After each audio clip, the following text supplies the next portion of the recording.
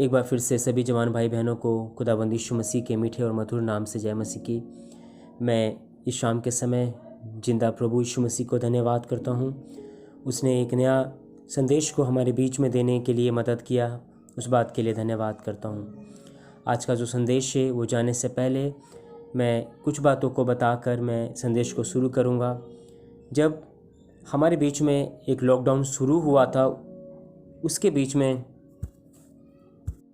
या उससे पहले बिफोर लॉकडाउन जब मैं प्रार्थना कर रहा था तो मुझे गौलियत और एक दाऊद के जीवन के कुछ घटनाओं को मैं सोच रहा था।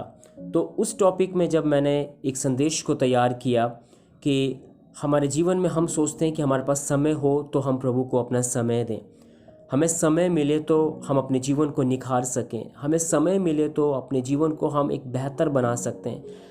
अनेक सारी चीज़ों में हम समय का इंतज़ार कर रहा था। प्रभु ने इन 6-7 महीने हमें दिया और इन 6-7 महीनों के बीच में हमें पता है कि हम अपने आप को एक निखार पाया या नहीं निखार पाया हम जानते हैं। अपने आप को इंक्रीज़ कर पाया या डिक्रीज़ कर पाया या हम बैलेंस बना के चल रहे हैं, ये आप और परमेश्वर जानता है। लेकिन आज का जब ये लॉकडाउन स्टार्ट हो गया, जब और बाद में हम जब देखते हैं कि वो ओपन कर दिया गया, तो आज हम ऑफिस जा सकते हैं, आज के समय हम अपनी कलीसिया में जा सकते हैं और आज के समय में हम वो हर एक कार्य जो पहले हम नहीं कर सकते थे, सब कुछ हमारे लिए ओपन है। हम कुछ भी खा सकते हैं, हम कुछ भी जाकर कुछ भी हम शॉपिंग कर सकते हैं, हम कहीं भी जा सकते हैं, हमारे लिए कोई पाबंदी नहीं है। लेकिन आज का जो संदेश है वो मैं एक ही बात के लिए मैं शुरू करने से पहले मैं एक बात को बताना चाहता हूँ कि क्या हम जो समय मांग रहे थे 7 महीने 6 महीने प्रभु हमें जब प्रभु ने दिया हमें और हम उसके लिए तैयार कर रहे थे कि प्रभु हमें कुछ समय मिले कि अपने परिवार के साथ हमें समय मिले अपने जीवन के लिए, तो आज का जो हमारे लिए एक सवाल है कि क्या इन 7 महीनों में मैं हर एक जवानों से, सुनने वाला हर एक भाई बहनों से मैं एक आग्रह करता हूँ, हम अपने आप को ज़रा जांच के देखें कि इन 7 महीनों में क्या हम लोगों ने वो कार्य करके जो हम परमेश्वर से मांग रहा था समय, वो मिलने के बाद क्या हम लोगों ने उसका सही उपयोग किया, क्या सही एक रिश्ते में प्रभु के सामने आ गए जबकि दुनिया हमें नहीं देख रहा था। मैं उसी संदेश को जो मैं आज शुरू करने के लिए जा रहा हूँ, वही संदेश को ऊपर में आज का बातों को मैं आप लोगों को बोल रहा हूँ कि जब दुनिया हमें नहीं देख रहा था, जब हम 5 महीने 6 महीने अपने घरों में थे, हम उसके बीच में हम लोगों ने क्या किया जबकि हमारे पास सही समय था। आज एक योद्धा के बारे में मैं आप लोगों को बताना चाहता हूँ जो दुनिया की नज़रों में वो आया नहीं, लेकिन एक समय आया कि परमेश्वर ने उसे प्रकट किया। आज का संदेश में हम जा रहे हैं और उस संदेश का जो मेन टॉपिक है वो टॉपिक अनसीन वॉरियर। मैं एक बार रिपीट दोबारा करूँगा, जो आज का टॉपिक है वो है अनसीन वॉरियर, अनदेखा योद्धा। Praise the Lord. अनदेखा योद्धा को हम समझ सकते हैं कि एक ऐसा क्या सोचकर ये टॉपिक दिया गया है कि अनदेखा योद्धा, क्योंकि योद्धा तो लोगों के सामने होता है। योद्धा की तो हम जहाँ कहीं देखते हैं हम एक योद्धा को देखते हैं, जो एक योद्धा गुप्त रिधि से तैयार हुआ, जिसे ना समाज देख पाया, ना उसके परिवार देख पाया, ना ही कोई और देश में रहने वाले कोई व्यक्ति ने उसे देख पाया। एक ऐसी गुप्त रिधि से वो परमेश्वर उस व्यक्ति को, उस जवान को, उस बच्चे को परमेश्वर ऐसे ट्रेन कर रहा था, ऐसे प्रशिक्षण दे रहा था कि किसी ने देखा नहीं। और हम उसी टॉपिक में जिस पर मैंने बताया कि जो टॉपिक है अनसीन वॉरियर, अनदेखा योद्धा, जो किसी ने नहीं देखा। लेकिन एक समय आया, एक समय है कि परमेश्वर निर्धारित किया हुआ है कि एक समय तक किसी एक योद्धा को एक गुप्त में तैयार किया जाए। और जब परमेश्वर किसी को जब तैयार करता है तो हमें बड़ा ही पेशेंस, बड़ा ही धीरजवंत के साथ ही हमें परमेश्वर के सामने तैयार होने की ज़रूरत है। मैं आज का संदेश शुरू कर रहा हूँ और हम जब बाइबल में देखते हैं फर्स्ट शमूएल, पहला शमूएल उसका 17 का 33, 17 वर्स 33, उसमें ऐसा लिखा हुआ है, शाऊल ने दाऊद से कहा, तू जाकर उस फलिस्ती के विरुद्ध युद्ध नहीं कर सकता, क्योंकि तू तो लड़का ही है और वह लड़कपन ही से योद्धा है। Praise the Lord. शाऊल जो कि पहला इज़राइल का राजा है, और हम जब इस कहानी 17 अध्याय को जब पढ़ते हैं तो उसमें क्या होता है कि गोलियत के सामने इजरायली लोग हैं और इजरायली लोगों के सामने गोलियत है। फलस्तीनी लोग और इजराइल लोगों के बीच में एक युद्ध हो रहा है, होने के लिए जा रहा है, और उसके बीच में इजराइलियों के पास कोई ऐसा योद्धा नहीं है कि जाकर गोलियत जैसे एक व्यक्ति से लड़ सके। और जब हम गोलियत को देखते हैं तो वो इतना लंबा है, इतना चौड़ा है कि हम उसके सामने एक नॉर्मल व्यक्ति 5 फुट का 6 फुट का व्यक्ति उसके सामने ठहर नहीं सकता। लगभग हम जब देखते हैं कि गोलियत 9 फुट का एक व्यक्ति है, उसका शरीर में जबकि हम जब देखते हैं कि पत्थर की एक झिलम उसके ऊपर पहनाई जाती है, और वो उसका जो वेट हम लोग देखते हैं 57 अराउंड के करीब, वो इतना किलोग्राम अपने शरीर पे वो एक झिलम को लेके चलता है। उसका जो उसका तलवार है उसका वेट अलग है, उसका जो भाला है उसका वेट अलग है। मतलब इतना भारी व्यक्ति है कि उसके सामने कोई भी एक नॉर्मल व्यक्ति 6-7 फुट का व्यक्ति उसके सामने कुछ भी नहीं है। इतना बड़ा, इतना भयंकर व्यक्ति हम उससे बोल सकते हैं। अभी जब इन लोगों के बीच में एक लड़ाई हो रहा है तो सब लोग डरे हुए हैं, सारे इजरायली लोग डरे हुए हैं, और कोई भी व्यक्ति नहीं है जो कि इजरायलियों की तरफ से जाकर उस गोलियत जैसे व्यक्ति से कोई लड़ सके। तब क्या होता है कि दाऊद का कुछ कार्य करने के लिए जब वो अपने भाइयों को आता है और वो अपने भाइयों से मिलता है, और जब वो गोलियत को देखता है, ऐसा करके जब हम इसमें 17 अध्याय में पढ़ते हैं हमें समझ में आएगा। लेकिन मेरा टॉपिक ये है कि शाऊल, जब हम 33 पढ़ते हैं उसमें लिखा है, शाऊल ने दाऊद से कहा, तू जाकर उस फलिस्ती के विरुद्ध युद्ध नहीं कर सकता, क्योंकि तू तो लड़का ही है और और फलिस्ती जो गोलियत है वह लड़कपन ही से एक योद्धा है। Praise the Lord. परमेश्वर के लोगों, हर एक जवान, हर एक भाई बहन को मैं इस 33 वाक्य में ही मैं आप लोगों को बताना चाहता हूँ कि गोलियत को जब वो ट्रेन कर रहा होगा, ट्रेनिंग ले रहा होगा, लोग जानते होंगे, जिस देश का गतनगर का था, गतनगर पूरा उसे जानता होगा गोलियत कौन है। हमारे देश में कोई भी एक योद्धा जब निकलता है, चाहे वो किसी भी फील्ड में निकले, तो हमें पता है कि चाहे वो क्रिकेट के क्षेत्र में निकले तो हमें पता है कि हमारे देश में से कौन व्यक्ति निकला है, या किसी भी क्षेत्र से, किसी भी देश में से निकले, किसी भी गांव में से निकले, हम सबको पता होता है कि वो किस गांव का है और वो कहां से एक खिलाड़ी निकला है। सेम उसी तरीके से मैं ये बात को बताना चाहता हूं कि गोलियत के बारे में उसका पूरा कुनबा, उसका पूरा गांव, उसका शहर जानता था, और उसे ट्रेनिंग लेते हुए लोगों ने देखा। उसका हाइट को देखकर लोग बता सकते हैं कि ये एक योद्धा है। और जिस तरीके शाऊल भी कहता है, दाऊद को कहता है कि तू तो उसके सामने बच्चा है, वो इतना लंबा व्यक्ति है, उसके सामने ये दाऊद कुछ भी नहीं, एक बच्चा है, 5 फुट का 4 फुट का एक बच्चा है, उसका डबल एक हाइट में एक व्यक्ति उसके सामने खड़ा है। कैसे लड़ सकता है? कैसे इसके सामने वो जाके खड़ा हो सकता है?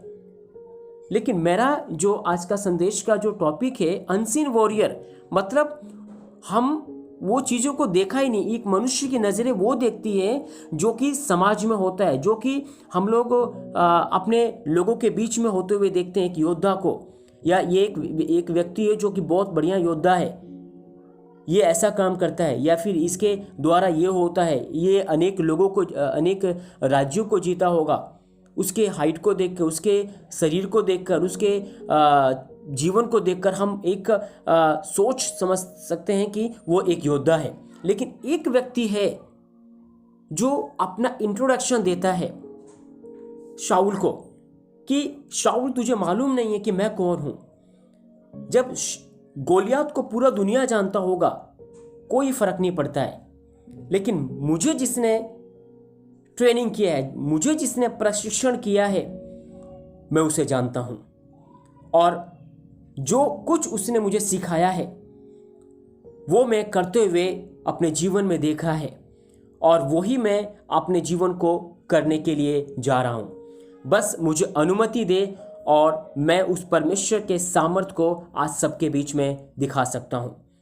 यही एक कारण है कि हम जब देखते हैं इस 33 वाक्य में कि सारे लोग एक योद्धा को जानते हैं, देश जानता है, उसका परिवार जानता है, उसका समाज जानता है, उसका देश, हर एक लोग इस गोलियत को जानते हैं। वहीं एक अपोजिट साइड हम जब देखते हैं, दाऊद को उसका परिवार नहीं जानता है, दाऊद को उसका समाज नहीं जानता है। दाऊद को केवल एक ही बात से लोग जानते हैं, वो एक भेड़ बकरियों को चराने वाला एक छोटा बच्चा चरवाहा है। लेकिन चरवाही के समय जब वो भेड़ों को चराते समय वो क्या कर रहा है, अकेले में वो कौन उसे युद्ध करना सिखा रहा है, कौन अपने कामों के बीच में वो कितना समय एक युद्ध के लिए अपने आप को तैयार कर रहा है, किसी ने भी नहीं देखा। और हम एक इंसान इतना कुछ सोचते हैं कि ये करना चाहिए, वो करना चाहिए, अपने आप को हम लोगों को इतना कुछ करना चाहिए जो कि लोगों के सामने प्रेजेंट होने के लिए। लेकिन आज अनेक लोगों की आंखों से शायद पर्दा हटेगा कि हमें एक काम तो करना चाहिए कि गुप्त में प्रभु के सामने बैठना चाहिए। जब कोई नहीं देखता है उस समय हम प्रभु के नज़दीक बैठेंगे, हमारे लिए अच्छा होगा। Praise the Lord. First point मैं आप लोगों को बताना चाहता हूँ, 3-4 पॉइंट है इस आज का संदेश में, कि लोगों के सामने आने से पहले परमेश्वर चाहता है कि वे हमें गुप्त में, जहाँ कोई भी नहीं देख रहा है और जहाँ पे कोई हमें समझ नहीं रहा है, जहाँ पे हमारे लिए परमेश्वर लोगों के नज़रों में कोई वैल्यू नहीं है, या जहाँ पे परमेश्वर हमें लोग कोई भी हमें कुछ नहीं समझता है, परमेश्वर हमें वहाँ पर एक ट्रेनिंग देना चाहता है। लोगों के सामने आने से पहले, मैं रिपीट करना चाहता हूँ, लोगों के सामने आने से पहले परमेश्वर चाहता है कि वो तुम्हें गुप्त में तैयार करे एक योद्धा बनने के लिए। वो तुम्हें प्रशिक्षण करे, वो तुम्हें ट्रेनिंग दे। पहले किस बात में ट्रेनिंग दे? कि जहाँ पे आप हैं, अपने कार्य क्षेत्र में, अपने परिवार में, अपने जीवन के किसी भी रिधि में हैं, आप कहीं भी हैं, आप परमेश्वर को बोले, प्रभु आज मैं आपका योद्धा होने के लिए, आपके राज्य के लिए मैं एक उपयोगी योद्धा होने के लिए मैं अपने आप को समर्पित करता हूँ और मुझे तैयार कर। आप जहाँ कहीं भी हैं, जिस तरीके से हम देखते हैं गोलियत ने तो जाकर ट्रेनिंग लिया होगा, उसने बहुत कुछ खाया पिया होगा अपने शरीर को, मसल्स को बढ़ाने के लिए, उसने तो बहुत कुछ किया होगा। हम सोच भी नहीं सकते कि उसने अपने जीवन को यहाँ तक, अपने शरीर को इस लेवल पे लेके आने के लिए उसने कितना मेंटेन किया होगा। उसी जगह हम देखते हैं दाऊद ने क्या किया, अपनी भेड़ बकरियों को सुबह से लेके निकलता और शाम को अपने घर पे वापस लेके आता था। यही काम रह गया। उसके बीच में क्या करता था वो किसी ने भी नहीं देखा। वो अपने कार्य क्षेत्र में, परिवार में भी जब आता था, परिवार में भी रहते समय, गुप्त में कोई भी काम करते समय, उसके अंदर ऐसा क्या था, हम जरा ध्यान से समझने के लिए कोशिश करें। फिर वो जब शाऊल को इंट्रोडक्शन देता है, जब हम उसका 34 से पढ़ना स्टार्ट करते हैं, वो कहता है कि मैंने शेर को, जब वो मेरे चराने वाले मेमने के बच्चों को, भेड़ के बच्चों को जब वो लेके जाता था, मैं उनका मुंह को खोलकर, उनके मुंह को फाड़कर, उसके केश को पकड़कर, मैं उन्हें पटककर, मैं उन बच्चों को उसके मुंह से निकाल कर लेके आता था। कहने का मतलब उसने शेर को भी मार दिया। कहने का मतलब उसने भालू को भी मारा। ऐसा कैसे हो सकता है? एक छोटा सा बच्चा ये कैसे काम कर सकता है? उसे किसने युद्ध करना सिखाया? उसके पास ऐसी कौन सी ताकत थी? उसके पास ऐसी कौन सी सामर्थ्य थी? हम जरा ध्यान से इस बात को समझने के लिए कोशिश करें। आखिर क्या था उसके अंदर ऐसा? हम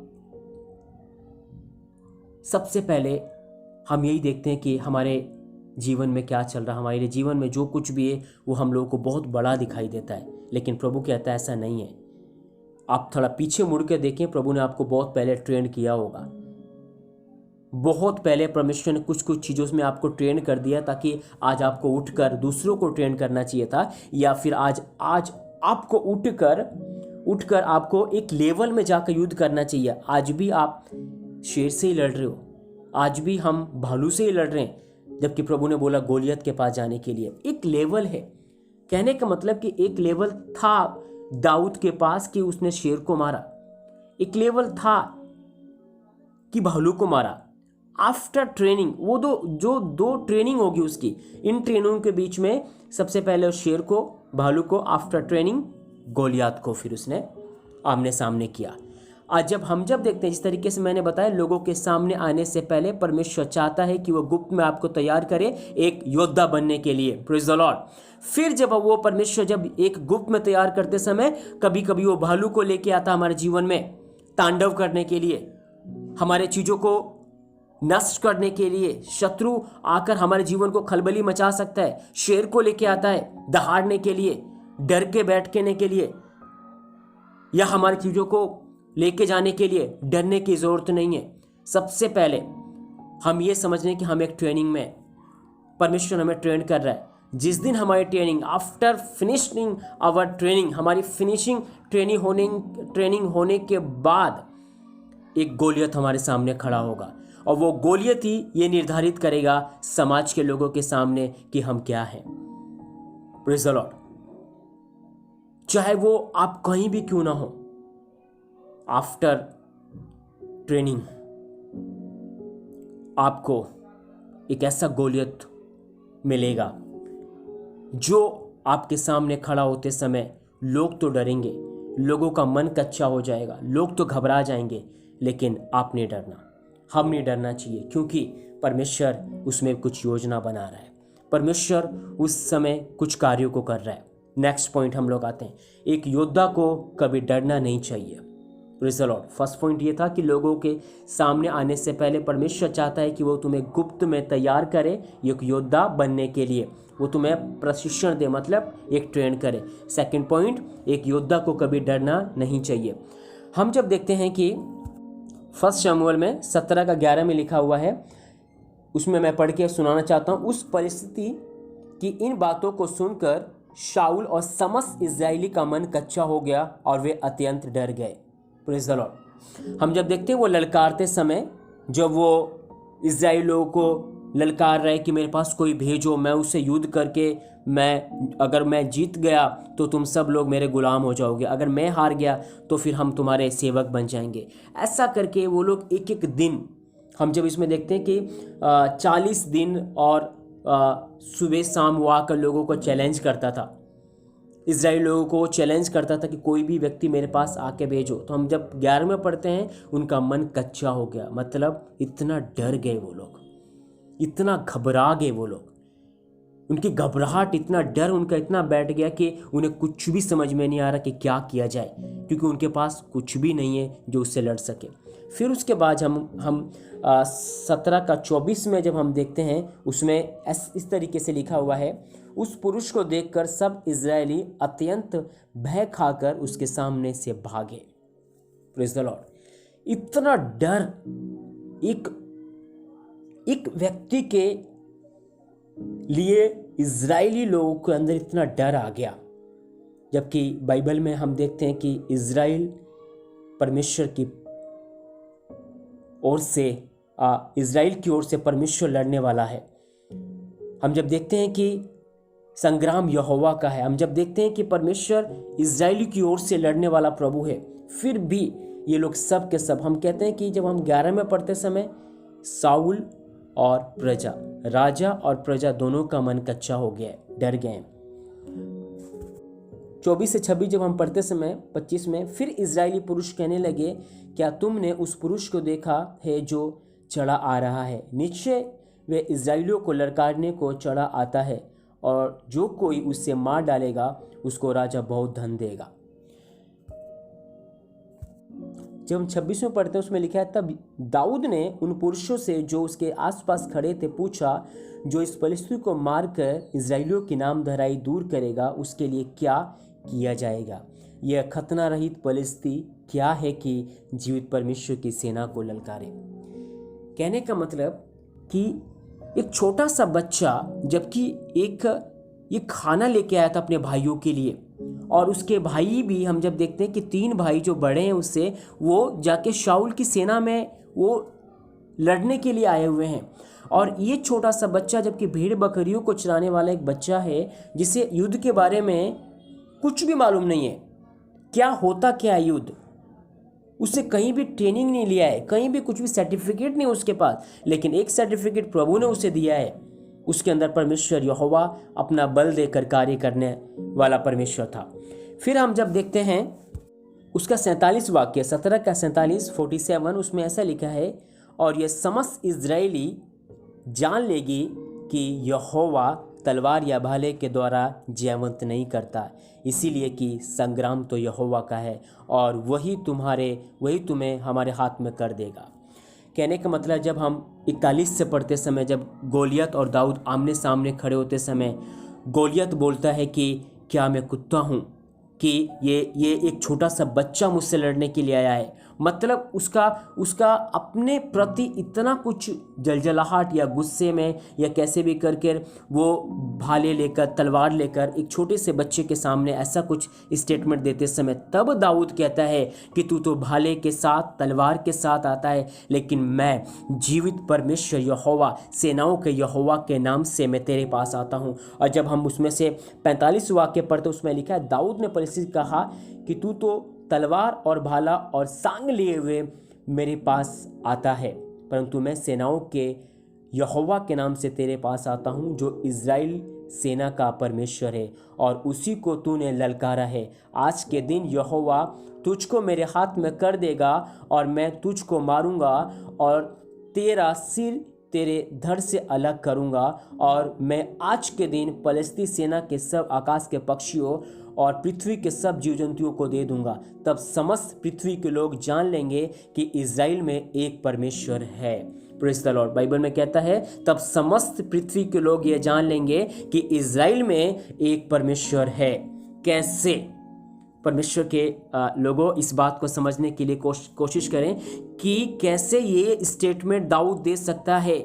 उससे पास कुछ भी नहीं है, लेकिन उसके जीवन में जो एक्सपीरियंस था प्रभु के साथ, भालू को मारते समय, शेर को मारते समय, वो जब सोचा उसने, तब जाके उसके अंदर एक ताकत को आई कि जब मैं शेर को, भालू के ऊपर प्रभु मुझे विजयी दिला सकता है, तो ये आज गोलियत मेरे सामने क्या है।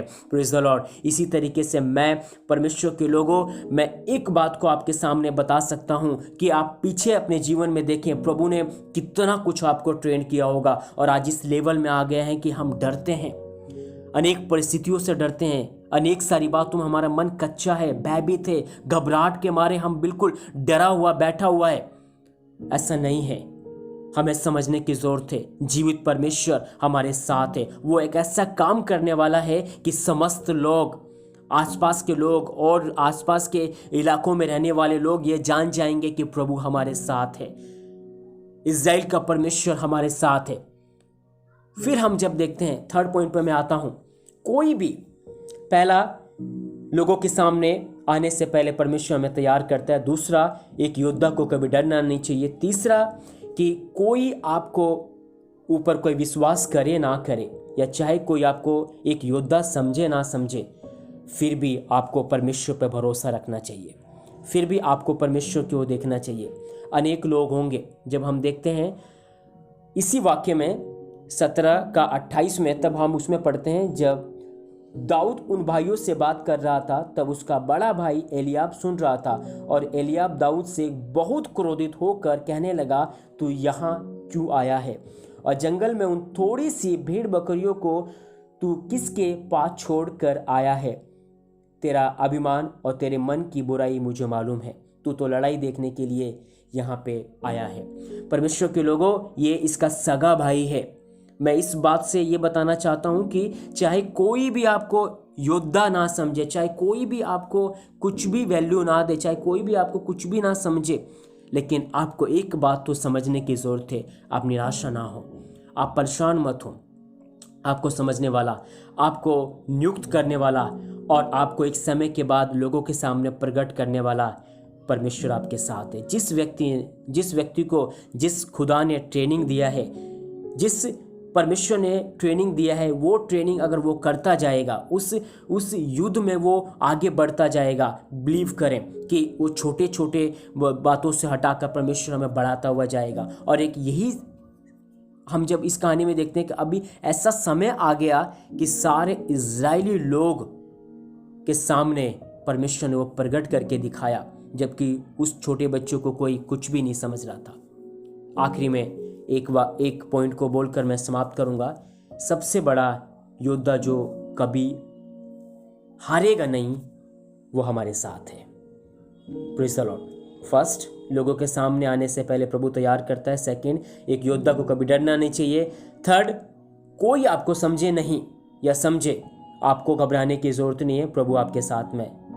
फोर्थ पॉइंट, सबसे बड़ा योद्धा हमारे साथ है, वो यीशु मसीह है, जो कभी हारा नहीं और ना कभी हारेगा। वह हमारे साथ है। वह हर एक लड़ाई में वो खुद हमारे अंदर होकर लड़ता है और उस खुदा के सामने कोई टिक नहीं सकता। और एक सबसे बड़ी बात है, एक क्वालिटी है, हम उस खुदा के अंदर देखते हैं, उस परमेश्वर यीशु मसीह के अंदर देखते हैं कि एक खूबी है उस खुदा के अंदर कि वह उन लोगों को चुनता है जिसे कोई नहीं जानता। Praise the Lord. वो उन लोगों को चुनता है। हमारे प्रभु में एक क्वालिटी है, वो क्या है कि वह उन लोगों को चुनता है, इस्तेमाल करता है जिन्हें कोई जानता नहीं है, जिसे किसी ने बहुत कम लोगों ने देखा होगा। और वह उन लोगों को भी चुनता है जो डरपोक होते हैं। गिदोन को प्रभु ने बोला, प्रेज़ द लॉर्ड, वो एक डरपोक था, फिर भी प्रभु ने बोला, हे शूरवीर सूरमा, प्रेज़ द लॉर्ड। कैसे? हमें डरने की जरूरत नहीं है। प्रभु कहता है डरपोकों को प्रभु बलवंत बना सकता है। प्रभु के अंदर एक क्वालिटी है कि वो उन लोगों को चुनता है जो डरे होते हैं, जो डरपोक होते हैं। प्रभु उन लोगों को चुनता है जिन्हें कोई नहीं जानता है, और वो उन्हें चुनकर अपने लिए इस्तेमाल करता है, अपने लिए एक योद्धा बनाता है। प्रभु के लोगों, आज का संदेश मेरे आप लोगों के लिए यही है कि जब हमारे पास समय था, मैं उसी बात को रिपीट करता हूँ, जब हमारे पास समय था कुछ करने के लिए, अगर नहीं किया है, आज प्रभु से बोले, प्रभु आज हम आपसे प्रार्थना करते हैं खुदा, जो कुछ भी बीते समय में हम लोगों ने सीखा है जीवित परमेश्वर, हम चाहते हैं कि इन दिनों में उसे निखरने के लिए आप मदद करें। एक योद्धा बनकर प्रभु, जो कोई नहीं जानता है। जब हम दाऊद के जीवन में भी देखते हैं, अनसीन योद्धा, अनसीन वॉरियर, अनदेखा योद्धा, किसी ने नहीं देखा, लेकिन एक समय आ गया जब हम देखते हैं कि शेर से लड़ाई करते समय किसी ने नहीं देखा, भालू से लड़ाई करते समय किसी ने नहीं देखा, लेकिन वो एक ट्रेनिंग था। उस ट्रेनिंग के बीच में हम परमेश्वर से प्रार्थना करते हैं, और हम भी परमेश्वर जब हमें ट्रेनिंग देते समय हम बड़े ही शांति के साथ वो ट्रेनिंग लें, और फिर एक समय आएगा कि प्रभु समाज के सामने, लोगों के सामने, राष्ट्र के सामने हमें खड़ा कर देगा, ताकि प्रभु को वहाँ पे हम प्रकट कर सकें। तो हमारे अंदर से सबसे पहले डर निकालना चाहिए, और कोई हमें ना समझे फिर भी हमें प्रभु पर भरोसा रखना चाहिए, और हमें परमेश्वर जब तैयार करते समय हम सदैव प्रभु के लिए अपने आप को अवेलेबल रखना चाहिए। और आखिरी पॉइंट, सबसे बड़ा योद्धा हमारे साथ है। Praise the Lord. अपनी आंखों को बंद करें। प्यारे यीशु, हम धन्यवाद करते हैं आपका इस सुंदर संदेश के लिए। आज जवानों के बीच में प्रभु ये संदेश पहुंचते समय हर एक की आंखें खुले, और प्रभु खास करके प्रार्थना करते हैं जीवित प्रभु की हम परमेश्वर अपने जीवन में प्रभु परमेश्वर जितने समय हम लोगों ने प्रभु बिताया पिता, हमें नहीं पता कि प्रभु उसका क्या बेनिफिट हुआ है, लेकिन प्रभु आज से प्रभु हम चाहते हैं कि गुप्त में प्रभु जी, जब कोई नहीं देख रहा प्रभु, हमसे बात करें, आप हमें तैयार करें प्रभु, हमें प्रशिक्षण करें पिता, हमें ट्रेन कर परमेश्वर। जिस तरीके से आपने दाऊद को तैयार किया, जिस तरीके से परमेश्वर आपने गिदोन को प्रभु बोला परमेश्वर, जबकि वो डरा बैठा हुआ था प्रभु आज हमें आपकी ज़रूरत है पिता। प्रभु सचमुच परमेश्वर, हमें कोई भी नहीं समझता है परमेश्वर, हमारे जीवन में, हमारे आसपास में हमारा कोई वैल्यू नहीं होगा प्रभु जी, हमारे परिवार में हमारा कोई वैल्यू नहीं होगा प्रभु, लेकिन समय आएगा प्रभु। वो समय आने दे प्रभु, ताकि परिवार के लोग जाने, वो समय आने दे प्रभु, ताकि समाज के लोग जाने, वो समय आने दे परमेश्वर, ताकि प्रभु जी और लोग जाने प्रभु कि तू हमारे साथ है प्रभु, हमारे अंदर होकर तू काम करता है परमेश्वर। तूने प्रभु एक योद्धा के लिए हमें चुना है पिता। हम भी प्रभु जी गुप्त में अपने आप को तैयार करने के लिए आज से प्रार्थना करते हैं विश्वास के साथ कि प्रभु आने वाले दिनों में हम अनेक योद्धाओं को देखने के लिए जा रहे हैं। धन्यवाद करते हैं यीशु मसीह के नाम से विश्वास के साथ इस प्रार्थना को मांगता हूँ प्रभु कि आप सुने और कबूल करें खुदावन यीशु के सामर्थ्य नाम से। आमीन आमीन आमीन। अगर आपको ये संदेश अच्छा लगा है, आपके जीवन में इसके द्वारा परिवर्तन आया है, मैं उम्मीद करता हूँ कि ये संदेश आप आगे भी शेयर करें ताकि इस संदेश के द्वारा और लोग भी बहुतायत की आशीष पाएं। धन्यवाद।